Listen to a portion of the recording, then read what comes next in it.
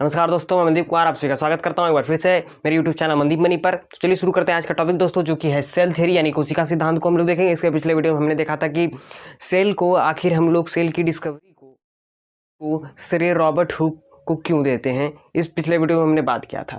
चलिए आज बात करते हैं दोस्तों सेल थ्योरी यानी कोशिका सिद्धांत की। बहुत इंपॉर्टेंट थियरी है सेल के ऊपर दोस्तों। चलिए शुरू करते हैं। देखिए सेल थ्योरी जो है सबसे पहले 1838 में और 1839, आपको 2 ईयर याद रखना है, 1838 एंड 1839 दो मित्र थे यानी फ्रेंड थे, जिसका नाम था, पहले का नाम था आपका जैकब स्लेडन और दूसरे व्यक्ति का नाम था थियोडर स्वान। ये दो व्यक्ति थे यानी कि दो साइंटिस्ट थे, दोनों एक दूसरे के बहुत अच्छे मित्र थे और दोनों जो है बिलोंग करते थे कहाँ से, जर्मनी से। ठीक है।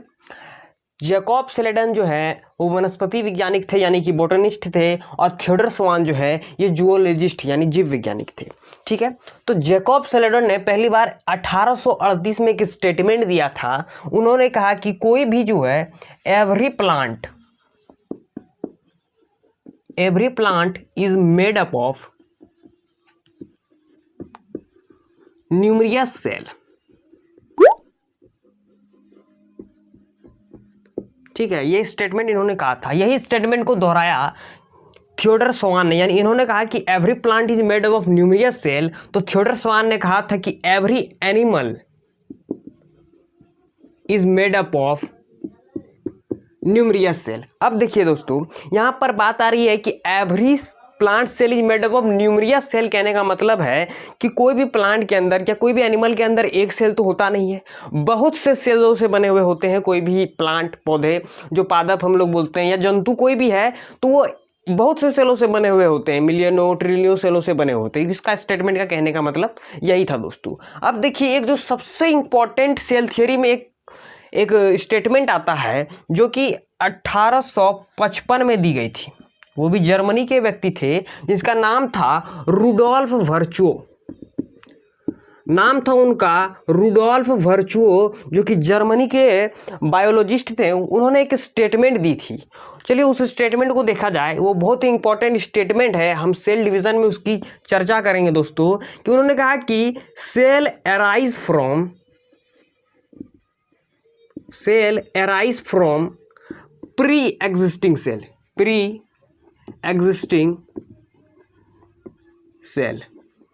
इसका क्या मतलब है कि cell arise from pre existing cell का कहने का मतलब है कि जो आपके पुराने सेल्स होते हैं, जो पुरानी कोशिका होती है, उसको रिप्लेस किया जाता है न्यू कोशिकाओं से। यानी कि जो पुरानी कोशिका होती है, जो धीरे धीरे मरती जाती है, उसके जगह पे नई कोशिकाएं जो है बनती जाती हैं। उस ओल्ड कोशिका को रिप्लेस करती हैं न्यू कोशिकाएं। ठीक है, इसका कहने का मतलब यही है। यानी कोई भी कोशिका है, फॉर एग्जांपल हम मानते हैं आपके जो पापा हैं, पापा के मतलब जो पापा हैं, तो वो अभी हेड है। पापा के पापा मानेंगे, मर जाएंगे, तो अब जो जिम्मेदारी होगी आपकी पापा पे होगी। अगर आपके पापा मर जाते हैं तो अब जो जिम्मेदारी होगी वो आप पर हो जाएगी।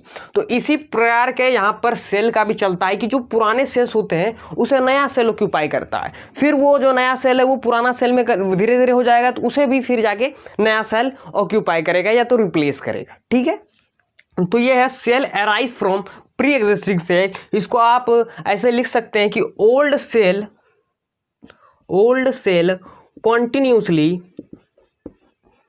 लगातार, रिप्लेस्ड बाय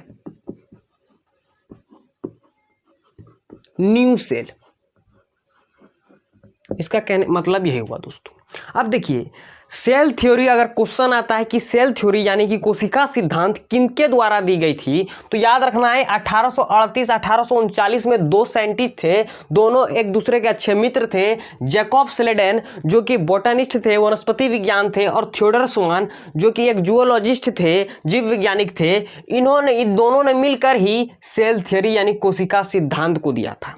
अगर क्वेश्चन ये आता है, रुडोल्फ वर्चुओ ने ये स्टेटमेंट जो दी थी 1855 में दी थी, उस समय के पहले ही सेल थ्योरी एग्जिस्ट कर रहा था, यानी सेल थ्योरी आ चुका था। तो 1855 में रुडोल्फ वर्चुअल ने ये बात कही थी, और ये जो बात है ये प्रमुख रोल निभाता है सेल डिवीजन के दौरान। जब हम सेल डिवीजन करेंगे तो हम देखेंगे एमिटोसिस, मिटोसिस और मियोसिस, और असूत्री, अर्धसूत्री और समसूत्री, ये तीनों हम डिवीजन देखेंगे कि सेल डिवीजन करता है इन 3 रूपों में। ठीक है, तो सेल डिवीजन में बहुत प्रमुख रोल निभाता है ये रुडोल्फ वर्चुअल का ये स्टेटमेंट। ठीक है दोस्तों, अब देखते हैं कि सेल थ्योरी में क्या क्या पॉइंट्स हमें जरूरी है याद करना। चलिए उसे नोट डाउन करते हैं।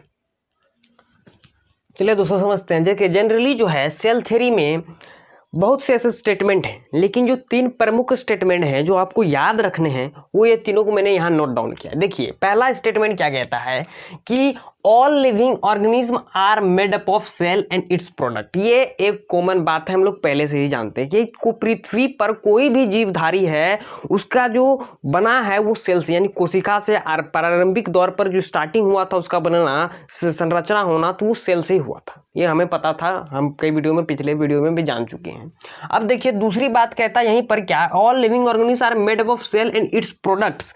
यहाँ पर जो हम बात कर रहे हैं इट्स प्रोडक्ट की, यानी कि डिवीजन के कारण। तो यहाँ पर जो है कि डिवीजन होता है सेल के अंदर, तो डिवीजन के कारण जो प्रोडक्ट्स आता है, यानी कि एक सेल के अंदर जो डिवीजन होता है वो कई टुकड़ों में बांटता है, फिर वो सेल कई टुकड़ों में बांटता है, तो वही कहने का मतलब है उसके प्रोडक्ट से। ठीक है, सेल एक है, एक सेल ही डिवाइड करते रहता है, वो बहुत सारे सेल्स में कन्वर्ट हो जाता है। देखिए दूसरा स्टेटमेंट कहता है कि all cell arise from pre existing cell. जो हमने पिछले अभी तुरंत उसको समझा कि ओल्ड सेल जो है, अपनी जो पुरानी सेल्स होती है, कोशिकाएं होती हैं, वो रिप्लेस की जाती हैं न्यू कोशिकाओं से। ठीक है, वही बात कही गई है सेकेंड पॉइंट में। देखिए थर्ड पॉइंट में कि life of every organism starts from single cell. तो कोई भी ऑर्गेनिज्म रहे, या छोटा रहे या बड़ा रहे, या ह्यूमन रहे या प्लांट रहे या एक बैक्टीरिया रहे, प्रोटोजोआ, कोई भी रहे, उसका जो स्टार्टिंग था वो एक सिंगल सेल से हुआ। और वो जो सिंगल सेल है दोस्तों डिवाइड करते गया डिवीजन के कारण, सेल डिवीजन के कारण जो है आज उसके अंदर स्ट्रक्चर जो है उसका बड़ा या छोटा है। जिसके अंदर जितना सेल्स है वो उतना स्ट्रक्चर उसका बड़ा होगा, उतना उसका साइज बड़ा होता है। ठीक है, जैसे कि एलिफेंट की बात करें तो उसके अंदर अमाउंट ऑफ सेल है वो अधिक है, इस कारणवश से वो बड़ा है ह्यूमन से। ह्यूमन के अंदर जिसके अंदर जितनी सेल्स की संख्या होगी वो उतना ही उसका साइज होगा। ठीक है दोस्तों, तो यही बात कही गई कि life of every organism start from single cell.